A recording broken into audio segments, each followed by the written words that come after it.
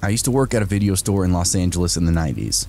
We had quite a few celebrity customers, even a few porn stars too. It was a wacky work environment that could feel pretty unsafe at times, but that unpredictability was half of the allure. I honestly loved the job and the crazy unhinged customers that came with it. There was a porn star that would come in frequently, I'll call her T, whose visits I would absolutely dread. She only seemed to come in when I was working alone. She would always ask me the same question. Which of my movies do you carry? Now, she didn't ask this in any kind of unreasonable manner. T was a little older, clearly had a whole career behind her. She looked and acted a little crazy, like she was out of her mind, but she was also very obviously high. She'd come in jawing, grinding her teeth together, and her eyes would bulge out of her head like they were some prosthetic special effect. She was skinny from years of substance abuse, probably various personal issues with weight and image. T also reeked of booze and cigarettes most of the time. She would scream, "Which of my movies do you carry?" over and over again with that crackhead energy. I repeatedly told her over and over, our computer system would only look up movies by title, not by actors or actresses. But this fact never seemed to get through to her. Every time she would start screaming at me. Remember, this is 1995, so the computer I used to look up things and check rentals was a dinosaur. But it didn't really matter because T would always forget. "How in the hell can you find out which of my movies you have then?" she would scream. I offered to walk her back to the adult section. She could see the stock shelves for herself, but she would always scoff, as if totally disgusted at that idea. This is where it gets bewildering because she's a porn star who's already come into the adult film store. "I'm not going in there," she yells. "Lady, you're already in here. What's it gonna hurt to go scan the shelves real quick?" In my head, I'm thinking she's a porn star and she won't walk the aisles and look at the covers. It made me think she was even crazier than she was leading on. What'd she think she'd find in there? Just how out of touch with reality was this woman? Anyway, she would yell at me for a bit before calming down and then leaving. But this scene played out at least a dozen times. She wasn't the worst customer I had, but she came to be the one that I dreaded the most. But then one week she didn't show up. Monday, Tuesday, the whole week went by and still no tea. It was a huge relief, but part of me wondered, did something bad happen to her?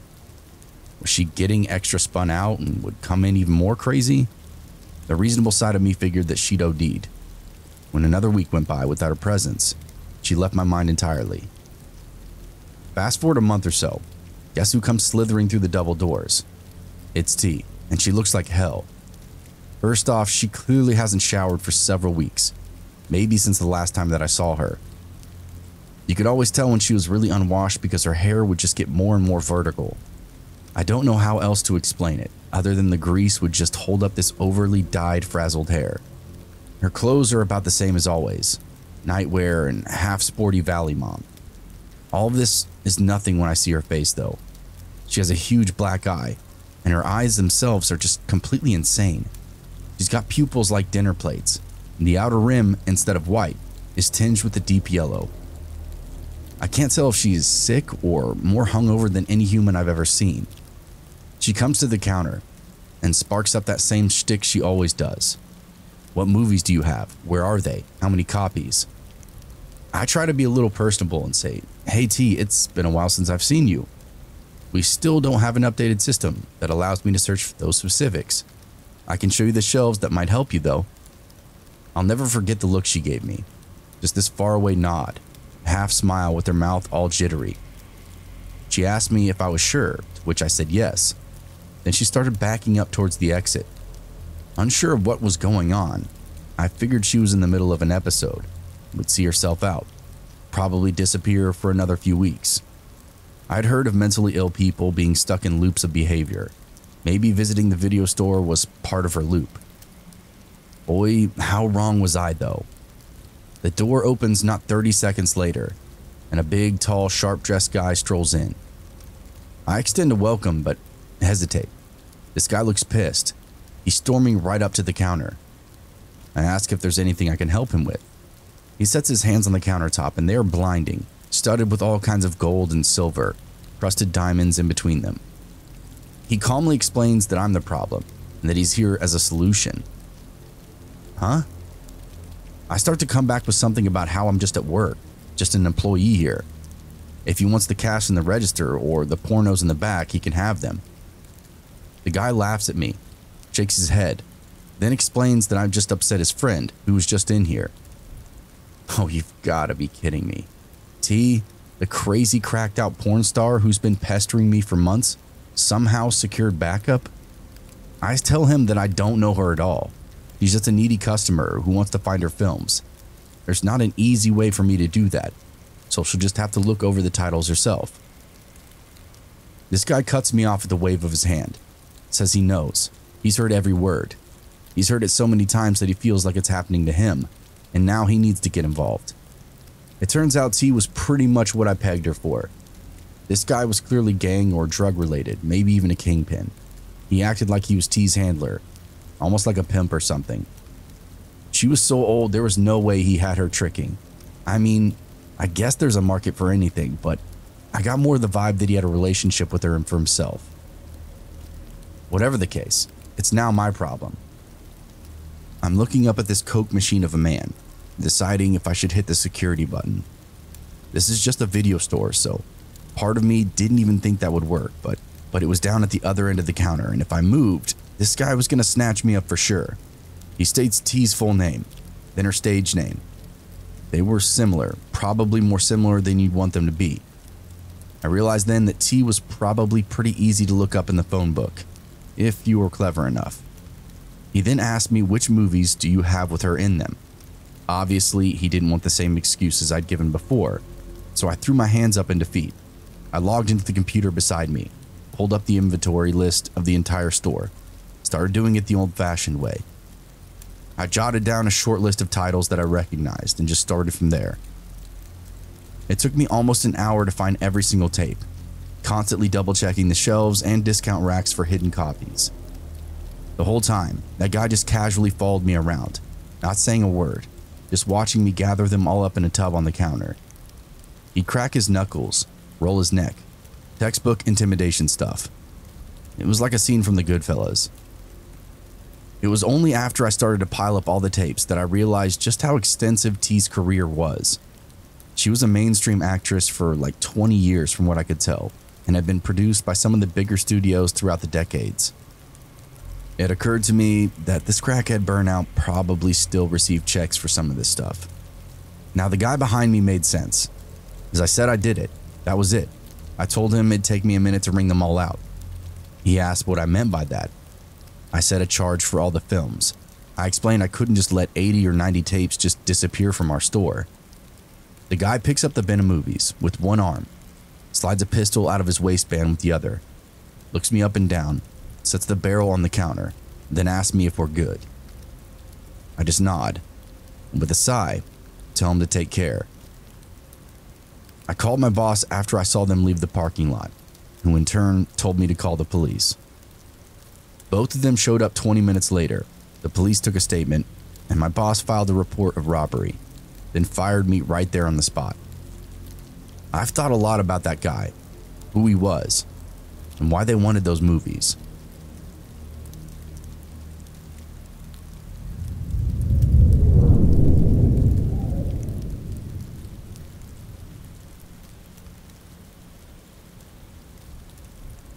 I work in retail, and there are only 5 of us that work in the store, including our manager.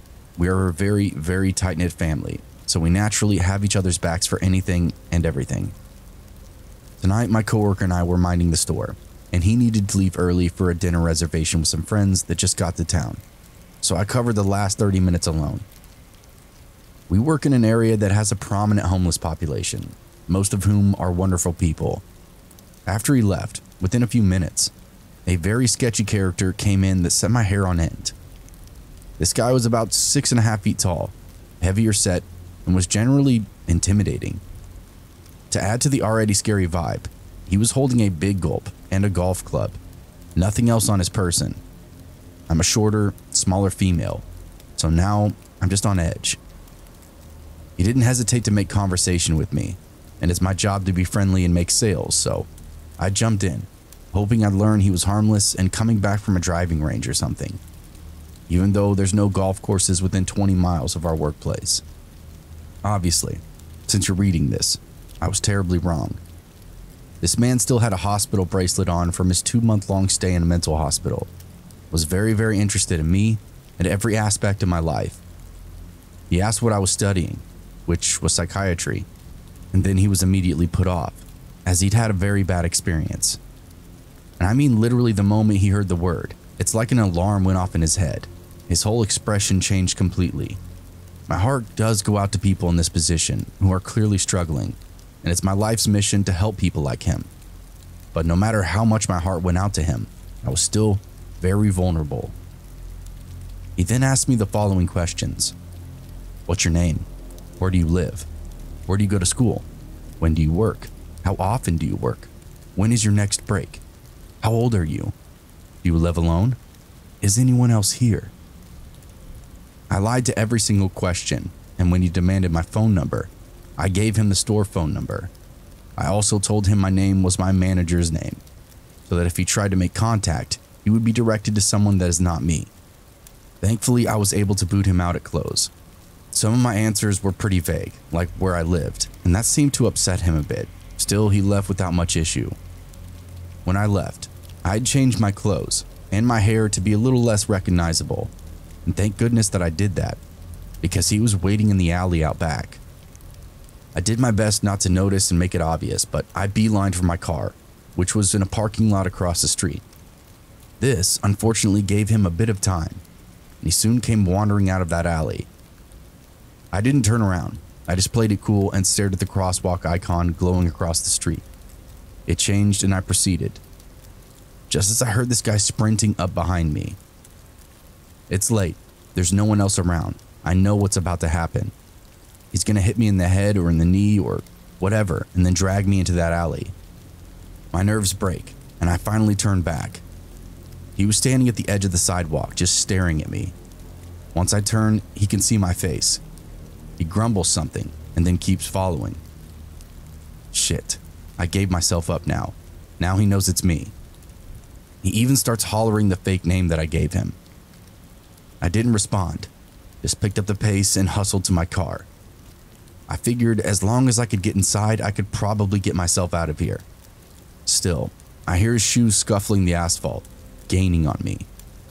When I think he must literally be right behind me, I want to turn around and look, but instead, I just break into a full-on sprint. I can hear his steps stop a little and then hesitate. My outburst to get away must have caught him off guard. Just as I reach the door inside the key in, I turn back one last time. I don't see the man, but his hand. Fingers wrapped around the handle of the golf club. It's so close that I can read some of the print on the hospital band that's hanging from his wrist.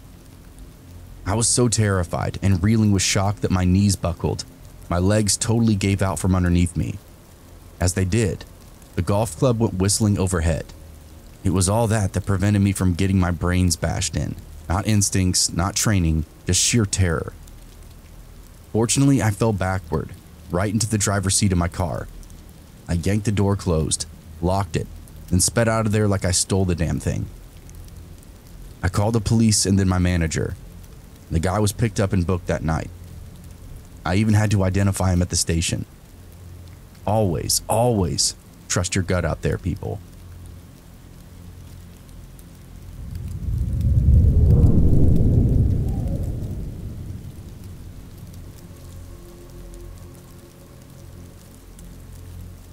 I work in retail.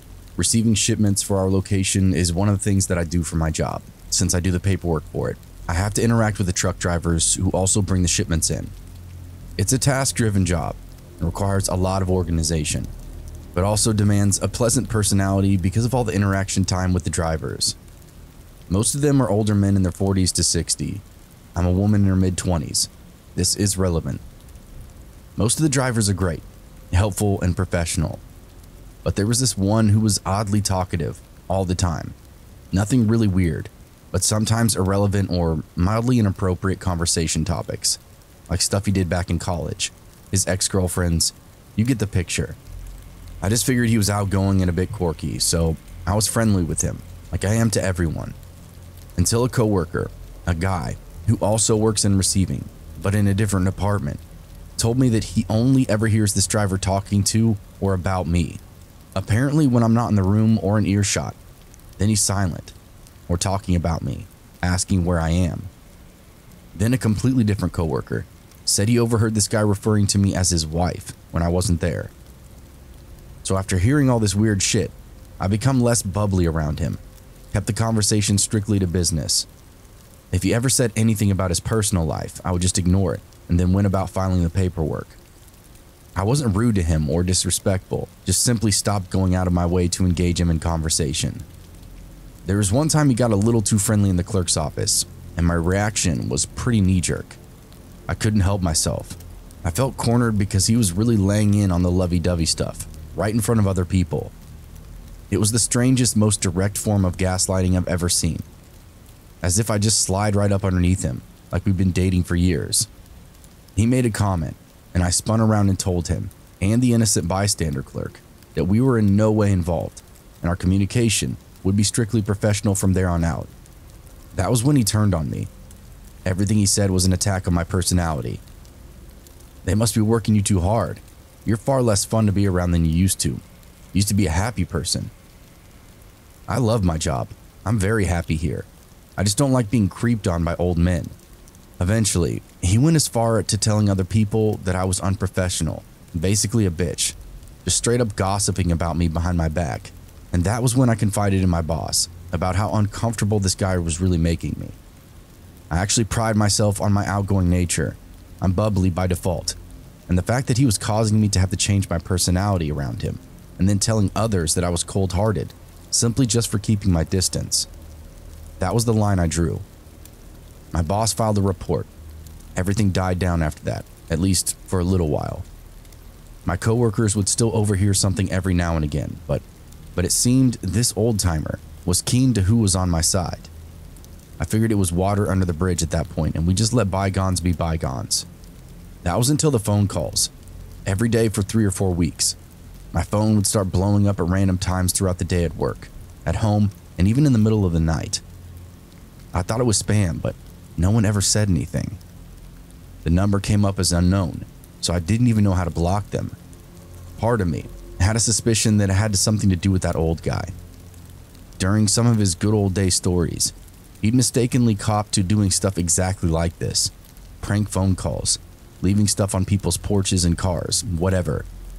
He got a kick out of messing with people he deemed to have wronged him. I started keeping tabs at work, asking my friends in other departments to keep their ears open for anything, especially anything the old guy thought was funny. I keyed them into my situation, and that if he talked to anyone about what he was doing, it'd be in a braggadocious way, and he'd be proud about it. Nothing came through the grapevine though, but every day my phone continued to ring. Some days, especially if I was at work, I just turned it off, dump it into my purse to get a little peace of mind. The more I thought about it, the more it made sense. Of course this sour old man had the time to mess with me. He drove a truck for a living. He was probably on the phone 18 hours a day. With renewed confidence, I let the calls roll off my back. I'd answer them and call the guy by name, tell him what I thought about him, then hang up. Even at work, I'd look him right in the eye, shake my phone at him, like we were long-lost pen pals. I could see it was getting underneath his skin. One night on the weekend, I woke up to my phone light.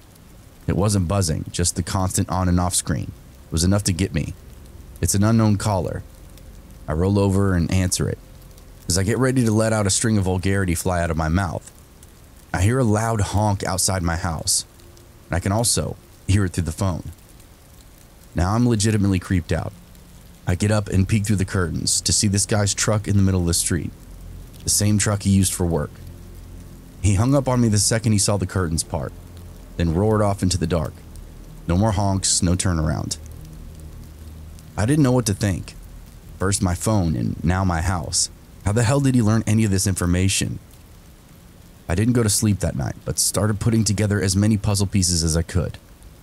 By the end of the weekend, I'd constructed a pretty solid case against this asshole. I took it straight to my boss on Monday morning. I gathered that he must have been stealing my personal information from the files at work. This was the second time I was in his office about this particular guy, so I'd already created a paper trail. When I brought the new stuff against this clown, my boss was floored. He couldn't believe it. He went on to file a second report, but this time he made a direct announcement to the entire company and other companies that we were working with. It was the start of a chain that exposed a lot of scummy weirdos harassing the office girls.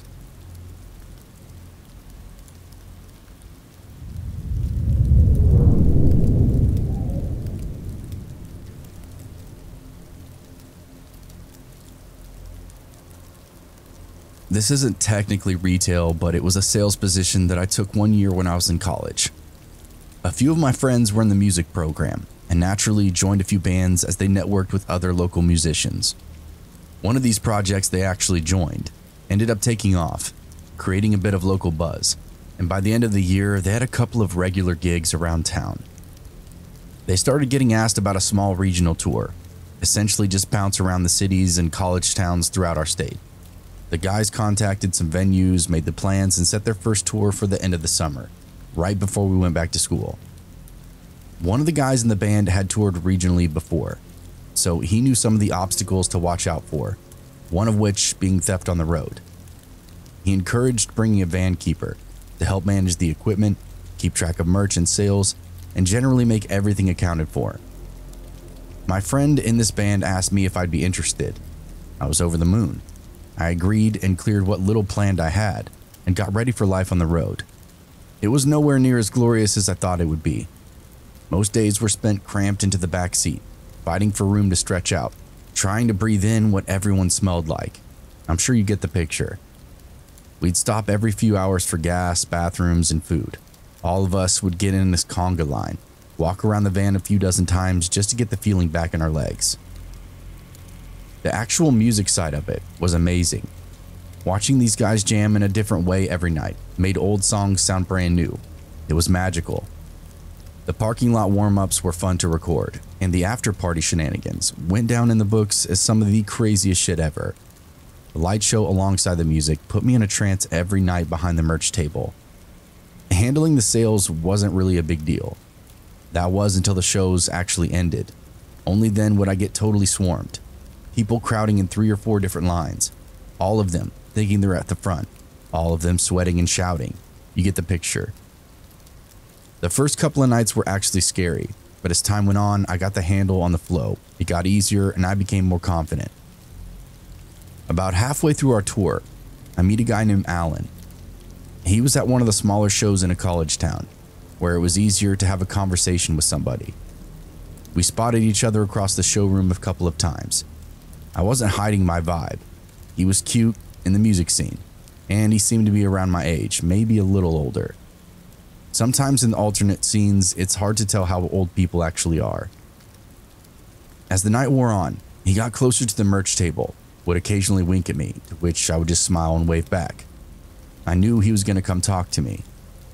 I just enjoyed the music, sold some shirts, and wondered how far this would actually be able to go, considering I was sleeping on the road with 4 adult men. I couldn't take him back to the van, if you know what I mean, as we could only afford hotels every other night. Needless to say, Alan and I hit it off hard there at the venue. We talked for an hour while I worked the merch table. He just leaned against the wall and spoke whenever he had a chance between sales. We both said we were students, but he only had a semester left in his program. He was a nursing assistant and was going to switch to X-ray work, or something along those lines. It was medical through and through and required a decent amount of school. He was beyond nice, and after the show was over, he helped me box up all the merch and carry it out to the van, then went on to help us get the music equipment inside too. I introduced him to everyone in the band and they immediately clicked. Alan fell in with us and hung out with us the rest of the night. We found a Taco Bell and enjoyed a glamorous midnight fifth meal, as poor touring bands are known to do. Then everyone turned into sleep, one by one. The van had a tow hitch for a little trailer, so you could cram everything in there for when we slept inside the car. Alan kept me up until almost 3 in the morning. We talked, smoked cigarettes, and gazed at the stars, and enjoyed a sense of company that I typically crave. Flirty but within reason. intellectual but not technical. I love what he said and the way he said it. That said, I'm a realist, and I knew this was some guy who I'd just met, who I was idolizing a bit because of how I met him. The whole being on tour mentality really punched a hole in my ability to reason. After a relentless back and forth, Alan finally agreed to head home and let me get some rest. I explained that we didn't have much to do but drive the next day, but it was miserable without any sleep. He said he understood, as he didn't actually live in the town that we were in. He'd driven from a couple of hours away to see some friends, just ended up coming to the show on a whim. We exchanged numbers, had one of those cringy forever long 2000s emo kid hugs, and then had our first and only kiss. I climbed into the van, watched him walk across the parking lot, climb into a nice car, and zip off into the night. In that moment, I had a huge regret of not spending the whole night with him, but I was clinging to logic and knew that there was a lot of time to gamble on a guy that I just met. Better to sleep on it and touch base the next day. Who knows, maybe he's just a player and didn't even give me the right number. The next day, we gassed up, get some snacks and directions, and drifted towards the next gig. I got a text from Alan before we even got on the highway, wishing me a good morning and to drive safely on our way out of town. It was nice and refreshing to see that he was a genuine guy, maybe even interested in me for real, so I hung on every word. He said he just made it back home, just before sunrise. "Don't you ever sleep?" I jokingly asked him. "Nope," was his only response. Of course, anyone with a brain would assume he's kidding, but Alan turned out to be a serious fucking weirdo. We get to the next venue to do it all over again. Unload the van, unload the trailer, then organize everything so it's in the right place. I can't tell you how many times I'd get a crate over to the merch table just to pop it open and find it full of wiring for the instruments. Then I'd have to lug this 40-pound case back behind the stage and swap it for the one actually full of shirts. At one point early on, I stepped outside really quick to grab a cigarette. I was running on fumes from the lack of sleep and wanted nothing more than just to pass out right there in the alley. I checked my phone, but as I did, I noticed something in the parking lot. A car that looked exactly like Alan's was down on the corner, parked away from the light poles. Same color, same rims, same everything. Now, Alan drove this pretty basic sedan, kind of like a Camry or Accord, so I didn't think anything of it. There are millions of that model of cars on the road. I'm sure if I looked, I'd find 10 more in the parking lot just like it. I went inside to get back to work and powered through one of the biggest shows yet. This place was totally packed, as the boys weren't the headliner tonight, but were opening for a super popular band from this town. It made for really good marketing though, because the crowd they got to open for was 5 times bigger than any of the turnouts so far. That also went for the merch sales. I got absolutely slaughtered back there, to the point I started running out of smaller sizes. Through the chaos and crazy lighting, for a split second, I thought I saw Alan leaning against a back wall. He was chilling, smiling, not waving or anything. Before I can react, my line of sight is broken and the crowd swarms me again. I forget about the whole interaction and just assume it was some kind of lookalike. The night was ripe for all kinds of new fun, but we were spent from the drive and the show and now just wanted to break down. We bucked the equipment inside the van, did a very loose inventory count of the merch, and then locked it all down until dawn. There was a dingy hole-in-the-wall Mexican restaurant in the same plaza in the venue, the kind that's open 24 hours, filled up on burritos and rice. We elected to skip the beans because of the close proximity to one another. After dinner, a couple of the guys wandered down the lane to a bar they could see. Me and the other two retreated to the van to get a couple of hours of sleep. We originally planned to get this hotel in town as the rate was a little cheaper, but everything was crazy overbooked. This weekend was apparently some big event for the community, and even the headliner band had brought in a few hundred extra people. We just took the L and slept in the van, no big deal. Everything was normal until about 1 a.m. rolled around. I could hear a very subtle tapping on the shell of the van. Half asleep, I barely even noticed it. I just figured it was the wind or something else. Not a minute goes by. The tapping turns into a knocking, like someone would knock on a door. Both me and the other two guys shoot upright, totally bewildered. We look around and see that the other two bandmates aren't in our van, and so get irritated. It must be them coming back from the bar and they've lost their keys.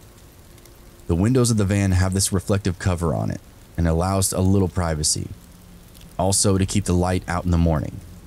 Because these covers are up, we can't actually see who's knocking on the van. One of the guys slides up to the front seat, pulls the passenger cover back, and I'll never forget his face. It was pure disbelief. His eyes shift from the person outside to me and says, "I think it's for you." I laughed, but there was a sickening pit growing in my stomach. I didn't know a soul in either direction for 200 miles. There's no way it could be for me. I switched places with my friend in the passenger seat, peeked through to find Alan. Holy shit, it is for me. I open up the door and ask him if everything's okay. He says of course, asks how the night went. I tell him it went okay, I'm just confused as to why he's here. I look back at my friends in the back and they're both giving me this what the fuck kind of look. One looks more concerned, the other looks more annoyed. I feel a mix of both, almost perfectly blended. I remembered that they asked a favor of me, and now I'm creating drama in a weird situation of having this guy stalk us, for lack of a better word. I mean, we're in a big, dumb white van with shiny windows. You can't miss it.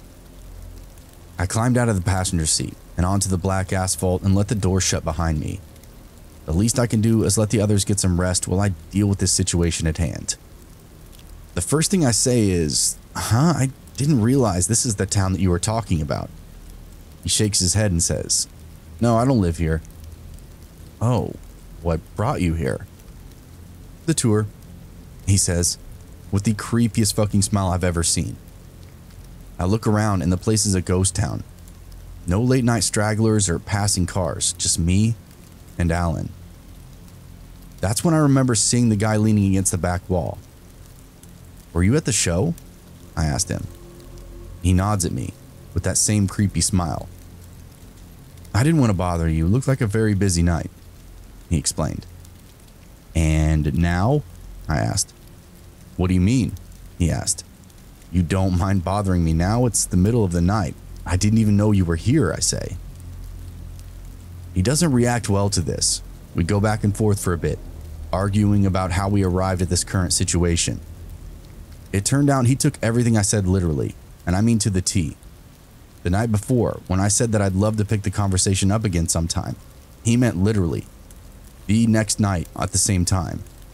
When I said I wished he could ride around and tour with us, he cleared his schedule to make that happen. Nothing that I'm saying is getting through to this guy. He just keeps trying to smooth it over with me, with his glassy, emotionless smile. Just as I'm getting ready to bow out, tell him to get lost, the other two bandmates come rolling up to the van. Alan gets spooked the second he sees them rolling up. I mean, totally shook, went pale and everything. I look to see how drunk these two are, but fortunately they look alert, and not too pleased to see me talking to Alan. They immediately understand that something weird is going on. Now with these two in tow, I restate everything that I was saying to Alan, who is clammed up and is nodding, listening more intently now. I let him know this was all a big misunderstanding and that maybe it was moving a little too fast. It's not appropriate for him to be showing up in the middle of the night. He apologizes, turns on a dime, and heads for his car. We hang out in the parking lot for a few more minutes, have a cigarette, and compare notes on what the hell just took place. Everyone had a slightly different theory, but they all had the same conclusion. Keep an eye out for that dude. He didn't really appear overly dangerous, but he did have the means to follow us around. And that's exactly what he did. We awoke the next morning. There was a series of letters tucked underneath the windshield wipers. Naturally, they were all addressed to me, and they were all creepy as hell. The weirdest part was that each letter was written as if it was the only one. None of them mentioned the other 9 pieces of paper plastered up and down with lovey weirdo bullshit. It almost teetered on Old English. The next week was way more stressful than the first.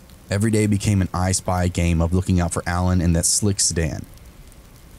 The unbelievable part was just how often we spotted him. On the highway multiple times, we could see him lagging behind a half a mile, trying to stay hidden behind other cars. It had to be him because we'd see it every single day. We'd see him driving around the venue or gas stations in every town. or even parked having lunch across the street from us. He could tail us anywhere because of the van, and because we had a whole tour posted on the internet. Each town, each date, each place the band would be playing. We were sitting ducks for this guy, or at least I was. Everyone in the band was just teasing me about the stalker that I created. They weren't anywhere as concerned as I was, but they were on stage for some of the night. All eyes on them. I sat in total darkness in a back corner. Alan showed up more than one time and had me cornered back there. I'd have to get security every time to kick him out after explaining the situation. It became an almost predictable occurrence. The crazy part was, some of the staff at some of the venues knew him. He was a regular. Totally normal to these people. I couldn't believe it. It painted a much bigger picture. Like, is this a hobby for him? We started taking measures to actually avoid him, like taking alternate routes and heading to the next town right after the show, rather than wait till morning. We lost him, but who knows? Maybe he was just being coy. I never went on tour again, not even as a van keeper, and I can confidently say I haven't heard from Alan in over 10 years.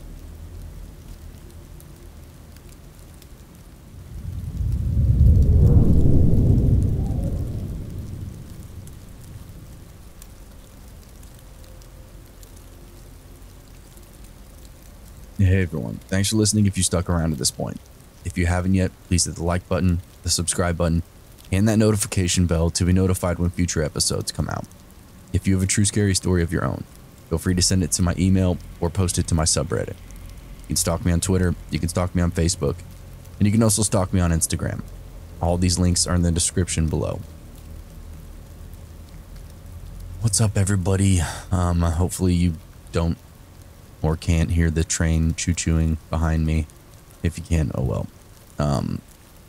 I hope you like this episode. I know it was a little shorter than normal. I wanted to do something different. I don't think I've done retail before. I think I have, but only in like true scary story form. Retail stories are difficult because some of them are good, and then some of them there's a lot that are just kind of like your stereotypical creepy dude following you or talking to you and making women uncomfortable and stuff like that. And while that's valid and creepy, it doesn't really fall under the umbrella of like horror, true scary stories that like, I just know a lot of people get irritated with those types of stories because they are creepy, but they're not like super scary in a lot of senses. So it's hard to find retail ones, but either way, hopefully those ones were decent. I thought they were pretty good overall. There was one that was like, you know, kind of your stereotypical creepy peepee stuff, but hang on a second. I'm gonna go. Oh, where is it? So basically, I have quite a few episodes on the docket for the rest of the month, and then I've got some good ones, or at least good ideas for the following month. Got Dark Web for next week. What was the other one? Break-in stories. Then another true scary stories. I also have like cartel horror stories. Not sure which one I'm going to do. I think I'm going to do the cartel one for Saturday, Sunday time frame, something like that. And then Dark Web and what was it? I already forgot. Break-ins. And then the other true scary stories or whatever for the following week, and another one. Yeah, outside of that, I'm just rambling and thinking off the top of my head. And yeah, again, hopefully this you like this episode, and I will see you guys in the next one. All right, cheerio.